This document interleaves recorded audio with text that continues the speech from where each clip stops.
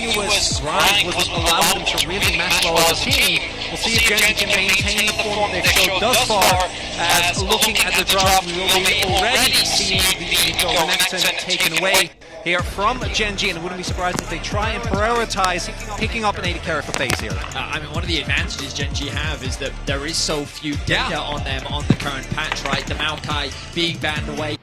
The Rakan should come to no surprise of any Gen G fans. Delight has been phenomenal when he gets his hands on the champion. Best Rakan in the world, bar none, in my opinion. He's absolutely absurd when he manages to get his hands on that. But with it being banned away, we'll see where he falls for his second string support. BLG still have their final ban. Xayah already removed by Gen G, and Silas taken away from Chovy. Now Chovy hasn't gotten his hands on it yet this tournament. I was going to say Orianna's open. Gen G say we don't care. We're going to take Pin's Jax away from him and we're going to give it to Doran. And I really like this pickup from Gen G because it has been Bin specifically that was the big reason, right? Doran completely unable to step up to him, and this allows Gen G to, with Doran having played a ton of Jax, feels like a very comfortable matchup for him, no matter what he might end up playing into. But it also means that Bin doesn't get to play Jax, and with Renekton and Jax already taken off the table, those are the two picks I think you'd be the most afraid of. We do see the Renata remains extremely high in priority. I wonder if we'll get to see some Aphelios coming out from Elk. We've been seeing it rise in priority a lot more here at the tournament, and it could be a very oppressive lane. Remember that champions like Kalista are also still up and available. How aggressive do BLG want to be on the bottom side of the map? They're thinking about it and they're looking to lock it in. So Kalista and Renata for Elk and On. Coming into this matchup today, we were talking a little bit about like where are the priorities going to be. My expectation was going to be that Shun was going to look to gank bot and Peanut was going to look to gank top, and right now these drafts are giving very much what we expected. And I'm looking at Azir Poppy here as the pickup for Gen G. Chovy's still really big fan of the Azir, and I think that for Peanut specifically, the Poppy is a pick that he's been exceptional with. We've seen a lot of LCK teams combine Poppy and Azir because of the synergy with the Azir will end the Poppy, and the fact that playing as Kalista into Poppy isn't pleasant in general, and it's been one of Peanut's best champions and actually made it through the draft this time around. So already locked in for Chovy. Is the first Kalista we've seen from Elk this year. He has played it a few times across the course of his career. There's the Aphelios that we talked about already. Gauntlet laying down here by Gen G. They have incredible scaling already, but BLG, that early game bot lane can be so powerful, especially if Shun, as we expect, decides to play around the bottom side of the map. It's crazy to me that Gen G have just foregone Orianna. Like, the fact that we haven't seen Chovy played at this tournament, your expectations would be, well, who in their right mind would give Chovy Orianna, right? There's literally a music video where he's playing that champion. The fact that they're giving it over to Yagao has to just show the confidence that Chovy has coming into this matchup, taking away some of those confident Yagao. He looks best when he's facilitating his team. When you've got to play that skill matchup, Orianna into Azir, Chovy's like, this is my playground. There was also Showmaker actually mentioned this in an interview. A lot of LCK teams really highly rate the Azir because specifically the ability to punish is so hard and you don't need to expend any resources toward it. So it frees up Peanut by allowing Chovy to just take on the lane entirely by himself, because let's not forget, I do think we've seen the Orianna be a viable target for punishes when you have a really strong mid-jungle duo. I don't really feel like that's what Gen G are setting up for, especially with the Poppy being banned, but we'll see what they end up going for here. I'm a little worried that the Kazakhs might come through, and I know Peanut's undefeated on it, but I don't love it. 10-0, man. I know. The numbers don't lie. I do like the Rumble ban, though, because I do think that that is one of the best matchups into the Jax. I was going to say Sejuani, and immediately BLG looked to ban that one away. Yeah. Renekton is something I think Gen G already banned away, taken off the board, of course. But when you look at Bin's champion pool, so far at Worlds, he's played Jax, Renekton, Cassante, and Aatrox. And the Cassante now going to be taken away. So Gen G definitely done their research. They want to try and funnel Bin into a direction where he hasn't shown the same, well, I don't want to say comfort, because Bin is obviously a very flexible top laner, but so far at this tournament, his go-to champions have been Jax and Renekton. So Doran is saying, what else you got? You're asking him to show something new, and that can always be a difficulty coming into these quarterfinals. Upsets the apple cart a little bit. Jarvan locked in for BLG, a ball delivery system alongside, obviously, the Fate's Call, chucking someone in, gives them a lot of power in the later game. I really like the Tahm Kench until they decided to switch towards the Rel. Might still be the Rel jungle. because this is also a continuation of LCK teams, specifically T1, started prioritizing this Kench, and LBL teams really putting high priority on the Renata. Obviously T1 played it, but that was specifically in the Nash lane. And Bin not going to show a new champion, instead going back to the Aatrox. The team finding power of this BLG comp is, especially in the mid game, I think absolutely insane. When you get to late game though with Jax and Kench to protect the Aphelios and the Nazir as well, Gen.G will have a lot of power themselves. A part of me did expect something like D'Amelio, but I guess they were sitting there thinking to themselves, you know what, his ultimate's not going to have as much value against the composition that we currently see. So instead, if my Aphelios does get ulted on by Jarvan, at least I can then use the Devour, bring him over to safety. So a very traditional front-to-back comp coming out from the side of Gen.G. You have the Rao that's going to be your primary engage. You've got very effective disengage with the use of the Azir ultimate, and then that range that you're going to have with the Aphelios Azir combo. This looks like a very traditional LCK composition, something that's more catered towards that scaling and team fighting, while still providing that pressure in the laning phase. Whereas BLG are going to look to scrap and skirmish in the early game with a high focus on that bot side of the map. There was a slight issue with the overlay there. The champions are all in their expected positions. We're not going to see Aphelios mid for Chovy. Sad as it is, we don't get to see something like that come out here in the quarterfinals. For Chovy, it's his 5th quarterfinal in 5 years. Can he go further? Can he make it to the finals, to the promised land as a player? Can Gen.G do that as well? Because over the last few years, they've been domestically dominant, but overshadowed by T1 when it comes to international competition. And for a first seed of the LCK, that's not enough, right? The expectations are sky high. We'll see if Gen.G today can conquer their demons from MSI, actually take the win here in game number 1. And for BLG, they just want a repeat of last time. They've only played once. It was a 3-0, and BLG schooled Gen.G. A lot of it coming through Shun, working his way down towards that bottom lane, and here they've got a composition that if he's in bot a lot, is going to help them out no end. We are on to Summoner's Rift once again. Gen.G versus BLG. As we see just a normal line of scrimmage. You guys, if you want to get involved at home, you can connect your League of Legends account with Prime Gaming to grab the exclusive Braum W emote. It's a good one. A little bit of a Kender would be proud. I get that reference. Yeah. Like it's just a Twitch chat. Yes. Braum W, very similar W. to it. Yeah, exactly. Yeah. It's good. I think we're allowed to say what it's referring to. I think that's. Didn't think I was just. I haven't checked it past legal actually. Then if I get yanked off, it's just a crook around my neck pulling me off. Can't say Cake W. I'm sorry, guys. I think we'll be okay. Yeah, I think it's fine. You'll be fine. I haven't looked at the law book for a long time, but I feel like you're safe on this one, Matic. I hope so too. Now, no Hail of Blades on the Azir, something that we did see debut at this Worlds from Showmaker when he played up against Caps. It gives you so much priority and control in the lane, but as the game goes on, it offers less value. Chovy's just pretty confident in his ability to go toe-to-toe against Yagao in this mid-lane matchup, and we got to look at where these junglers are starting. Early vision has been invested on the side of BLG, so they will spot Peanut on his red. He started on his Raptors, and he could look for a play towards the bot side of the map, but he may very well just path back up towards top and look for a play to set Doran up for success. Yeah, Peanut actually, with a sweep, are able to take down the ward. Will still get spotted, so it will still give the information to BLG, but it will deny any further and give Peanut a little bit of resources. Now, at MSI, BLG was able to dismantle both LCK teams with very similar strategies. Very aggressive early trading for Elk and On, and then turn that into an early gank from Shun, and from that point on take control. So we'll have to see. I think the early level 1 from Elk and On looks convincing. They're also obviously expected to take a lead, and they should be able to, yeah, I was about to say, get the ward off here. You know the Peanut is there. They'll be able to clear out the vision, though. Big wave crashing in. Elkan On need to be aware the enemy jungler can be near. You can actually see Shun skipping all of his bot side camps to work his way down here first. Puts a ward over the wall, catches Peanut.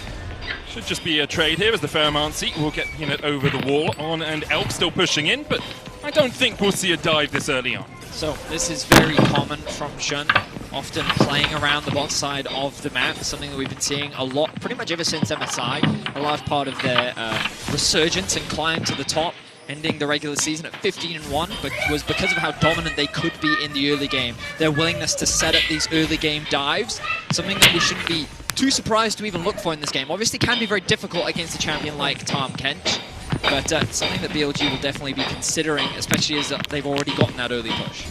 Yeah, I think you're going to try and get as much done pre-6. Post-6, the ganks become so much harder, if you are able to overload and maybe get Yagao there, over there, right? It becomes really tough to consistently get the CCs. I really like this from Shun. Continued attention towards the bot side. Pays and the Light are pretty full. Do have their summoners available, but even blowing them would already be a big win. Only cleanse on Pays as well.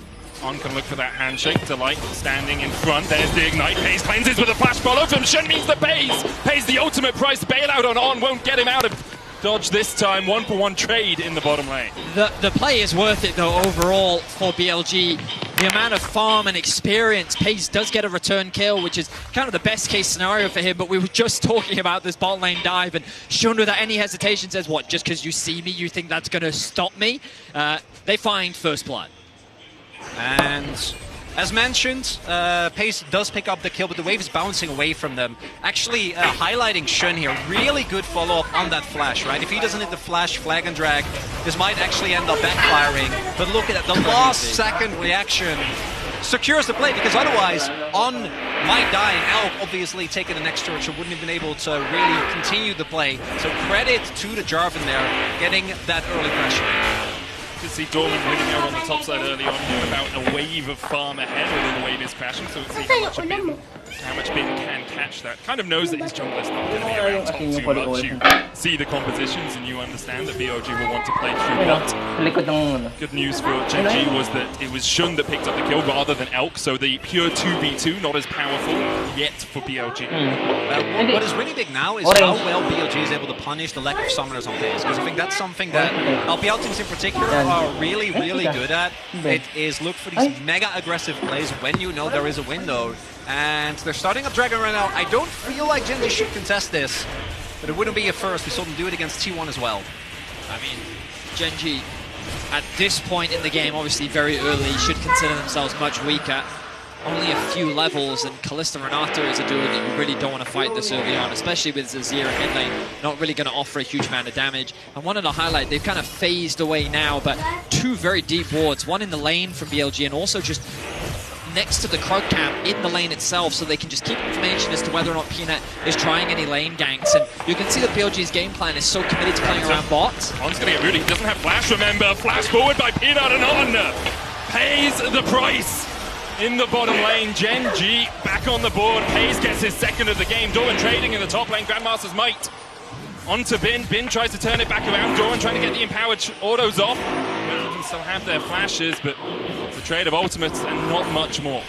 I mean, credit to Genji. I thought the BLG's control was good, but those wards that I was trying to highlight did disappear. They didn't have information on where Peanut was. They were pushed too deep into the lane when they didn't really have much information, and Genji made that look easy. They punished On's lack of summoner spells, and now they have the kill lead. Ooh, Doran might get caught here. Does have flash. Counter-strike early. Shun trying to get away from it. It's a honey fruit. It's fine for the moment. Doran forced away. Wave is crashing in, but you can see Peanut already worked his way up through this topside jungle, so if a dive does occur or materialize, Peanut is in the right position at the right time, and the Nut God's looking for something as they go forward. Bin has the flash away. Doran has the flash follow. Counter-strike coming out, and Bin is locked up and sent packing by Genji. And Peanut, his pathing this game has been immaculate, covering for the early dive. Yes, they're able to get the kill, but at least Pace gets a counter. Then gets off the gank on without summoners, and then is top to not only cover for a potential dive on Doran, but even find an angle. Bin doesn't have his ultimate available, and they're able to get the kill. Summoner spell burnt from Bin means that Genji definitely have early game options, and remember that the scaling definitely feels like it's in Genji's favor. They're going to have this Jax side lane threat that's only going to get stronger as the game continues. So Felios and Azir, their range is going to be very difficult to deal with, especially for a champion like Kalista. BLG need to find these advantages in the early game. So we have to question, what's the plan now for Shun? Are you going to look to dive bot once again? Because that's a stacked wave where there's no real opportunities. And with those chakrams, he thins that wave out immediately. Would expect BLG to look for both the next Dragon as well as an early Herald. Chovy trading aggressively, Shun's waiting with flash available. Now just using the shockwave there to try and push Chovy back a little bit, maybe just wants a recall, only sitting on the amp tone right now. Every dive bot becomes harder for BLG because Delight now has the Devour, and Peanut, they need an EpiPen or something because it's anaphylactic shock for BLG. The face call will get them out, but once again, and Engage ultimate being burnt to disengage for BLG. And that's the flash on Elk now gone, making it much harder. Although BLG will answer towards the top side of the map and pick themselves a Herald. I mean, I kind of expected BLG to just push in that wave and rotate up towards the Herald to then look for a contest. Nice trading there from Bin. Doran forced to pop the ultimate. He needs to be careful now. Of course, he is on the weak side. Doesn't have much HP. No He flash did get either. spotted. Does Shun go with the Cataclysm? Might just be an EQ. Forces Doran back. Don't want to burn the Cataclysm, but Doran forced away. Rift Herald can come down. Shun, of course, has to wait to be out of combat to be able to place that. Bin's already taken one plate. Do they want more? I think they'd much rather use the Herald bot, though. When you have this Kalista Renata, you want to make sure that they do have an advantage going into the mid-game. Ideally, you can get that first item spike before the Aphelios, so that when you get to these next dragons, Dragon 2, Dragon 3, you're in a stronger position around that 2-item mark. Also saw there really good communication from BLG. The second that Chovy started roaming up to Copper for a potential dive and make a counterplay is, oh, you go. Let's force the flash. We immediately saw the pings go down. However, Gen.G trying to contest this Herald. I don't know if Peanut reinforcements are on the way. The light's on his way across. No Fate's Call yet for Elk, so half the time on that, but they do have the hostile takeover if they want to look for more. Shun goes in, they find Caves. Cataclysm down, but the Devour already used by Delight. Now the hostile takeover popping as well. The shield from Pace, he tries to cleanse away, but he's slowed. Severum's going to heal him up, but Peanut pulled back with a handshake, and BLG win out the skirmish. Really big win there for BLG, and this is the disrespect that we saw Gen.G show against T1 as well. The early power of this Kalista Renata can be so hard to deal with, and it's Shun that sets it up with a lot of upfront burst on Pace. I mean, massive disrespect from Gen.G. Yeah. I thought that they were able to escort themselves out with the support coming in from the bot lane. Notice as well, Yagao kind of has control over the mid wave as well, so Chovy can't come to assist. Shun with what felt to me like initially a very aggressive play, isolating himself from the backline, but he actually creates this wall that there's no threat onto Elk. He flashes away to safety, Delight is forced to flash away, and very quickly Gen.G is on the retreat with Elk and on the chase down. It's a bit of a shame that they don't give the kill over to Elk, but aside from that, BLG looking confident in this early game. It's also the weakness of Devour. If you are swallowing up your AD carry, and you only have a Rel and a Tahm Kench there to try and put any damage back onto the enemy team, becomes very tricky. I like the Tahm Kench in team fights, but when it's a 3v3, it becomes a lot harder to make sure you're matching the DPS of BLG. Delight here trying to trade towards this dragon would be the second of the game for BLG, and Delight's just being a nuisance. He knows they can't take this away. BLG get their second 11 minutes in. With it, about a 600, 700 gold lead. The question is, can they continue to accelerate this game? Because Gen.G, oh, they can't. They had to pause it. Don't know if that was BLG or Gen.G, but as soon as I say accelerate, we decide to slow the tempo down just a tad. Does look like the pauses come out from the side of Gen.G. Of course, when we have more information, we will share it with you, but a very back and forth early game. Gen.G, no strangers to being proactive in the early game. Like during the regular season, Peanut was someone that was always willing to find ganks, always look for opportunities, and I was kind of like coming into this series trying to identify, is he like a top side focused player? Is he a bot side focused player? He tends to just kind of go with whatever opportunity he can find. Peanut's got a great awareness on the map of where he can punish small openings, and you've already seen it this game, right? Punishing the flash that's on in the bottom lane, seeing that Bin was slightly overextended in top, trying to push that wave underneath the tower, and he finds another play. Gen.G able to find these early kills, whereas BLG looking to try and match them. A small 800 gold lead. Question is, will that be enough as we get closer to the mid-game? As you said, Betty, it was Gen.G who called for the pause. There was a peripheral issue for one of their players. League officials are currently investigating, and obviously we will continue to keep you informed as and when we get more information here on the desk. And I think that right now both teams can look at this game and be like, we're in a pretty good position. Because Gen.G, Paze hasn't been completely taken out of the game the way that happened against BLG last time they faced off. I think that that's the biggest weakness of this player has been, not even necessarily all up to him, but just in general, if he gets focused on really heavily in laning phase, he doesn't get to show his prowess in late game team fights. But he's fine, he picked up a bunch of kills, so even though he's behind in CS, he will still be decently when it comes to 300 goal ahead yeah, right actually now. ahead even. Thank you, Vedi. And then we also have Doran with a lead, which on the Jax always is going to feel really good. But on the flip side, BLG have already stacked 2 Drakes, and their mid game is only going to get scarier for like the next 10-15 minutes. And it is an Ocean Drake, which I think is a pretty decent role. It's not, you know, it's not not infernal. Cloud, you know. It's not, well, yeah, speaking Great for my speaking pick to my heart there. You know what I mean? Oh, really? I went Yeah. X-Tech. I think I went Ocean. I went Cloud. I had no choice. But Well, it's I was not going to say, well. aren't you bound to Cloud I am by bound rules to Cloud, of the yeah. LCK? Just by Atlas, really. That's entirely on him. But yeah, I totally agree with you. I think if BLG hadn't managed to pick up these 2 Drakes, it would be very Yeah. Gen G favored. But because now Gen G kind of have to look at, do we fight the 3rd Drake? If we don't, we have to fight every Drake from there on out. Otherwise, we do give over this Soul. Of course, Soul's not a game ender, but it's still, 2,000-3,000 gold worth of stats across your team that can absolutely skew fights in your favor, even if your opposition has the scaling advantage compositionally. I think particularly with Aatrox and Renata, it is such a lethal combo to have the extra Goodness, sustain, right? Because Aatrox is self-explanatory. As a drain tank, he's always going to feel really happy when he has even more healing in his kit. But I think the added bailout value that you can possibly eke out with an Ocean Soul can be really tough to deal with. And I think that Gen G also... Their team fighting has been amazing, but I do think that when they are pushed really heavily early on and they're not able to do the objective setups the way that they like to, we have seen them struggle somewhat in the LCK as well. So we'll see if they're able to retake control, because the Gen G with control, as we saw domestically, is almost impossible to deal with. But right now, not really the case yet. They have also shown us, even at this Worlds, that they can retake control. Like they played Gigabyte, they played GAM, and they played G2, and those were kind of as expected. They won those games convincingly. But against T1, they fell quite far behind in the early game. Faker's Orianna was 2,000 gold ahead at 14 minutes. But then Gen G slowly got bit by bit advantages, small advantages, traded up a couple of times, and were able to start absolutely snowballing the game away from T1. I will say, in my eyes, a lot of that came to Delight being on a carry, being on an engaged threat with the Rakan. Here on the Tahm Kench, you don't quite have all of those tools. And as we see the ready checks coming out in chat, it looks like we'll be getting back into the game pretty soon. It was Chovy who had the peripheral issue, but it looks like it has been rectified, as hopefully we jump back onto Summoner's Rift. So we're going to be jumping back into game, and if you are just joining us, this is the World Championship quarterfinal. Yesterday we saw NRG versus Weibo, and spoiler alert, Weibo did win. That means the winner of this series will be going on to face Weibo in the semi-finals. Many consider this the easiest side of the bracket, if you're Gen G.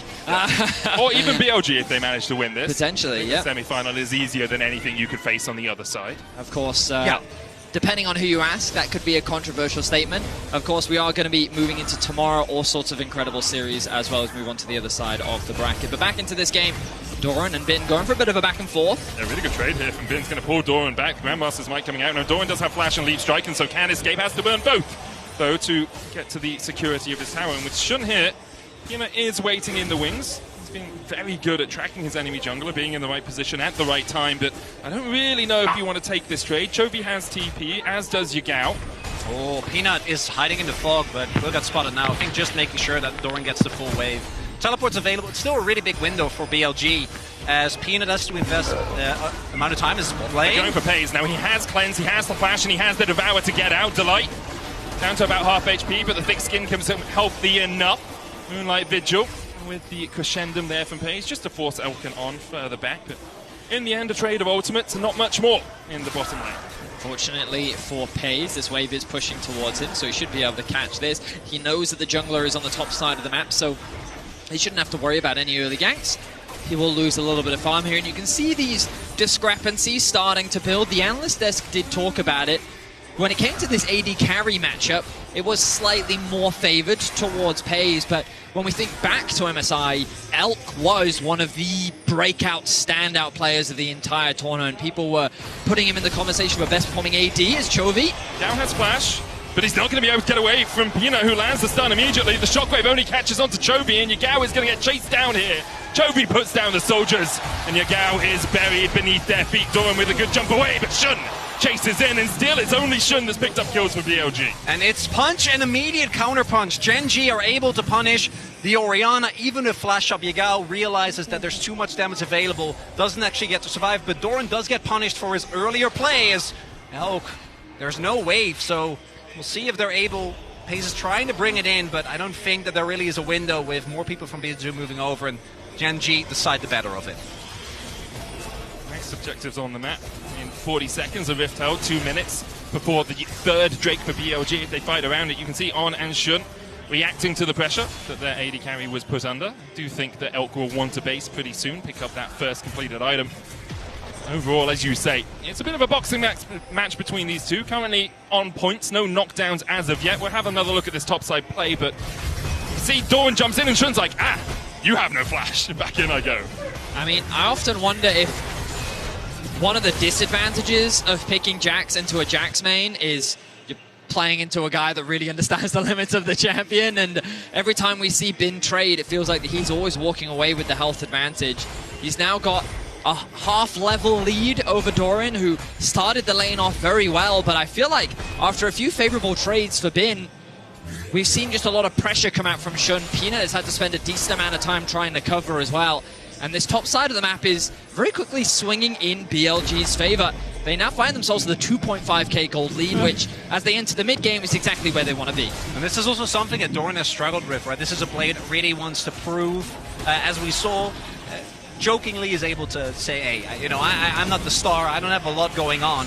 But in his play, I think you can see he has a lot of these moments as the contest is going to come through. TP in. Shun can look for this. Counter TP burnt by Yagao. Shun on the front line. Bin's going to dash across the border. Rift out down to 1,000. Hostile takeover, though, is going to do so much work. Pays already berserk as the line is forced away, and now Doran's in the midst of BLG, and Bin is looking to send him packing into the race. He goes. Come back next time as Bin chases the rest of Genji away. Genji picked this fight and they do not want it anymore. Chobi has to burn the flash as the voyage out from Delight is abyssal, and the fight for Genji was abysmal. It's at this point in the game where BLG wants to fight you, and Chobi looks for a play, gets the flash out of Elk, but it's just a consolation prize as Genji falls short in the fight, trying to force this when it feels like BLG at this point in the game should be so much stronger. Questionable play from Genji. Not only that, I think it might also lead to them not being able to contest the third dragon, setting up Soulpin. And if we look here, the engage is disjointed. Pace throws an ultimate into only on, and there is no follow-up damage thanks to the re-engage from Shun and the way that the Cataclysm denied the rest of Genji entry to the fight, and then that allows Bin to pop off with his lead.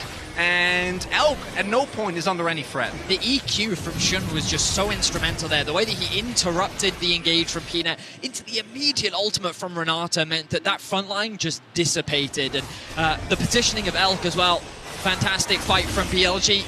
Now they're in a comfortable lead against Genji. I just think Genji can't be caught in a choke point like that. BLG, when they're first on the play, have so many options to funnel you into a choke point and then use Cataclysm, Fate's Call, World Ender from Bin. They've got the hostile takeover as well and the shockwave. Like, if you are funneled, there is no way you're getting on this BLG backline. And one of the big things that set Genji apart domestically was their ability to identify we shouldn't do this and just go for a good cross map. And I think that that is something that internationally they just haven't really been able to show. And in this game, we're seeing it again. T1 is the team of, no, we take the fight. We just hand stiff it, it's fine. Genji have been so consistent over the last year and a half, I think specifically because they have been really good about which fights to pick. But thus far in this game, we're not really seeing it. Now, I do think that eventually Pays will reach a point, Chobi will reach a point, but if you keep giving up these type of fights to BLG, they're just going to run away with the game. Get a Baron, and this is done. I mean, but when BLG went 15-1 in the regular season, it was play like this that got them there. This is how they were dominating the domestic scene. So we'll have to see if Genji can turn things around. Both teams are incredible team fighters. Sneaky steal there from Shun. But huge credit to BLG. Like, you think back at their tournament, they were able to beat KT, lost to JDG. Were able to beat Fnatic, they got smashed by T1. And coming into this series, you'd sit there and think, well, if you lost so handily to T1, you're going up against the bigger brother of Genji. Surely you should come in as the underdogs in this matchup. But BLG, they've brushed off the mistakes that they made in Swiss, and they're looking confident and poised to take game one. And credit to Shun as well. Although he has been tracked well by Peanut and by Genji, he is still 3-0-2. He has still been involved in every single one of his team's kills. And he has still forced Peanut so far behind. Peanut still hasn't finished his jungle item. He's about to get it, but that's why he didn't win the smite on Gromp, because his smite does 900 and Shun's does 1,200. He is just too far ahead. Now, both the jungle items complete for these junglers. BLG setting up towards the top side of the map because in a minute, the next major objective will spawn the Baron available to them if they want to play around it. Also, this vision line gives Bin a little bit more safety in pushing further forward. I think the last time we looked at the gold, he was about 1,000 to 1,400 gold ahead of Doran. Everything is coming up very, very well. 1,800 gold lead in the top lane for Bin. Yeah, I was just about to say that gold gap is primarily focused on the top side of the map. You'll notice that Jun actually has the same amount of gold as Chovy, which is pretty good. And Chovy's been Chovying. You know, he's 197 CS, almost 200 before the 20-minute mark. And he has been forcing Yagao back in the middle lane as well. We've seen him burn Yagao's flash a couple of times and get that kill. But when it comes to team fights right now, BLG has to be favored just because of the power of their composition on these item spikes. And it's here where the early investment from BLG really paid off, right? Where the early dragon stacking, plus the fact that they're able to win the Herald fight, really is going to make a big difference because of the lack of turrets, the outer ring for Genji fully gone. It's really hard for them to maintain control of any area. So every time that they walk forward and try to set up any sort of vision control, it is immediately cleared out by BLG. And you don't really want to take a fight as Genji, so you just have to back off every single time. But that does mean that BLG is going to have a free setup for this soul point that is coming up in a minute and a half. And with that, 4-0 Drake also means a very early Elder, which I think BLG are going to be very happy about. I also just really like the way On's playing these last few moments. He's doing something Treats talked to me about a little bit. He made a really good video on Mickey doing it in the LEC. It's tempo cycling. What you do is you walk down one side of the map as your support, and you're like, okay, I'm going to place 3 wards on this side of the map. Then you immediately reset and you say, okay, what do I do now? Well, I come up towards the top side of the map. I don't usually do this, I'm sorry guys. I walk in with my jungler, and then I place more wards on this side of the map. And what it means is, the enemy team is always trying to deny vision in their own jungle instead of getting deeper vision in. But also, if Doran is pushing the bot lane and he starts to move up, you can track him on his moves. So you know whether he's investing the TP immediately or whether he's actually trying to run all the way up to a fight that can occur. And means, look at the map. Look at the vision toggle here. Really, really well done by the observers. Like, Genji have zero idea. They're basically just walking into this, and of course, the line and Peanut relatively safe, but they can still get collapsed on. I think Genji might be able to hit 2 item spikes on Chovy and Pays. We'll see if they feel like that's enough of an angle, because it does feel like if they don't contest for this this dragon, it is going to be really hard. The window here from here out. Chovy does just now finish his Masters, Pays his IE as well. Bot wave is pushed in for BLG. The fight over the mid wave has begun. Genji don't really have easy access into this bot river. The vision the medic highlighted earlier in favor of BLG. You can see the Yagao posturing towards the river. The dragon now alive. Elk started off. They can't get to this, right? There's no vision. They have to try and make either for the play for the fight or go for Nash, but... And Peanut can try and walk across here, but Yagao's doing a really good job of keeping the ball down. Peanut now going to try and chase forward, but Yagao is in the right position to stop them. The Magna Sword for Peanut, he's nowhere near them! It's just miles away. They got an EpiPen or something, because Peanut not doing anything to them as BLG secure the ocean. And that was a Peanut at Worlds moment if I've ever seen one. The engage goes wide. Genji now don't have an easy way to start the fight. Doran. We get brought back, pops the stopwatch, handshake coming out, Moonlight Vigil does hit the Infernum, there's the hostile takeover, Cataclysm onto the backline though, and Doran locked up, the Shockwave finds him. The Devourer comes out as Chovy starts to retreat, but already it's 2 kills to BLG, and Genji are found wanting by the unwanted aggression from BLG. And it's again BLG able to very calmly play out this scenario. They set up full control. They know that Genji has to walk in. Peanut has to go for a desperation play, but with the ultimate gone, no Magnet Storm, no engage, there is nothing that they can do than the turn from BLG, who are more than happy to look for a fight. That's Soul, and that's Baron. We're seeing the weaknesses of Genji's comp, where when Peanut doesn't have an engage, how does Genji actually start a fight? Not that they really want to in this position, but Doran goes in, Chovy's forced to back away, Peanut is isolated, and then look at this engage from Shun. Oh my god, it's fantastic. 3 members get locked up. The Devour will come through after the ultimate to try and keep Chovy alive. Doran falls short, but the wombo combo is strong. Pays and Peanut cannot get involved, and it's just a one-sided stomp from the side of BLG.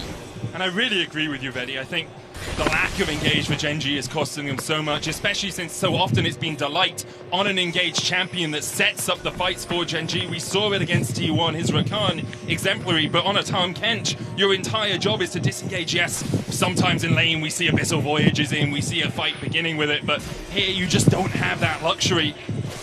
Gen G are struggling because of it, and BLG once again seem to be Gen G's kryptonite. And now Gen G, you're at the point in the game where you just gotta hope that someone on BLG overextends, right? That they make a dive that is ill-advised. And I really like the point that you made because, about Delight specifically, because Delight on engaged champions has not only transformed Gen G, but also was what made Rion so good when he was on that team. What gave them the ability to just get upset wins every now and then. The Red Bull Barrel power play for BLG, it's not backbreaking yet, but still, it's pushing them further and further ahead. And if they can get this inner as well, and maybe a few kills, really hard for Gen G to find an angle back. Almost 6k gold lead here for BLG. So this is where it can get a little shaky for BLG. They've got to get close to this tower, and look at where Chovy's positioning.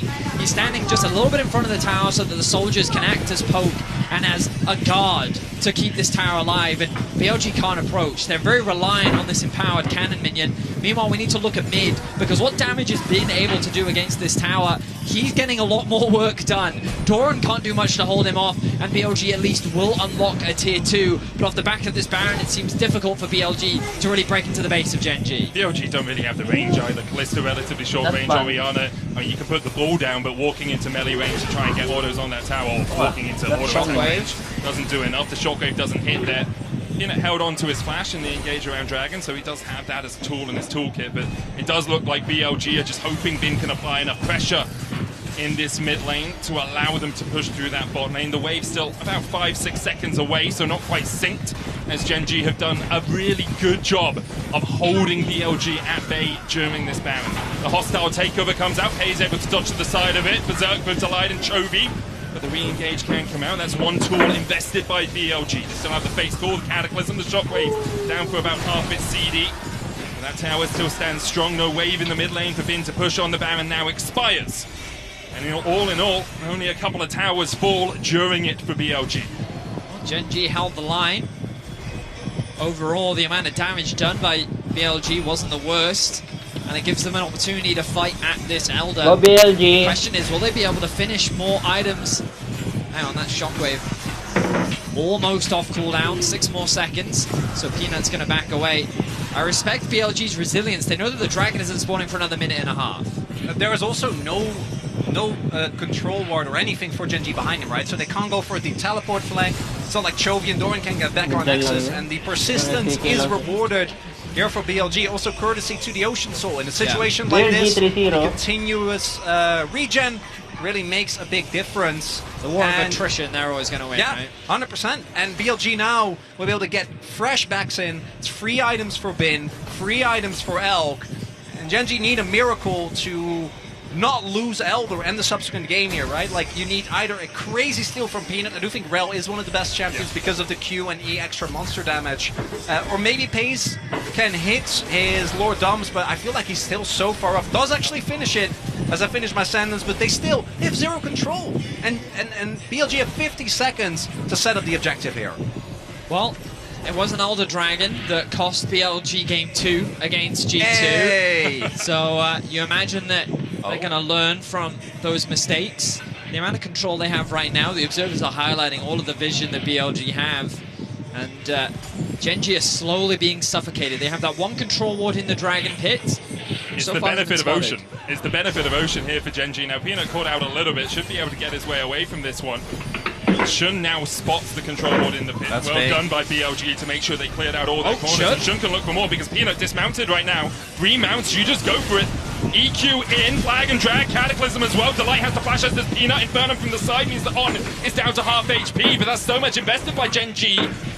Not too much gain. They have mid-wave prio, but will it be enough? Elder spawns. Elk starts it. Bin keeps Dorman and Peanut at bay. No flash for Peanut, remember, just burnt it.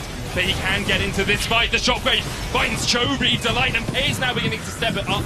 Devour available for Delight Pace. Oh my god, no takan. Already finds one, and Bin is done with this game. The Elder secure Pace, tries to dash away, but Bin puts him in his place as BLG clean up in the river. And BLG immediately head towards the bot side of the map. Wave is ready. No turret standing there. Doran desperately trying to draw some attention, but it was not enough, and BLG take a resounding victory here in game number 1, and it looks like Gen G and Masai might have been half a year ago, but it's not looking that different in game number 1. I tell you, let's all the time between these two teams, it seems, as BLG come out to an early lead and are able to snowball it away from Gen G. A few mistakes for Gen G. Doran as well in the top lane specifically had struggled into Bin after a few good early forays, and BLG never let go of the reins. Gen G respawning, but the Elder still stands on BLG, and they can look for the fight. The Magnustorm finds 2, but Pays pulled back, and he's just deleted by the laser. Peanut follows suit, and BLG playing with Gen G as they clean it up to go 1-0 up in this quarterfinal. Shun's only death to the Nexus at the very end. An incredible game across the board from him in the jungle. From start to finish, he was finding all of BLG's advantages in the team fights.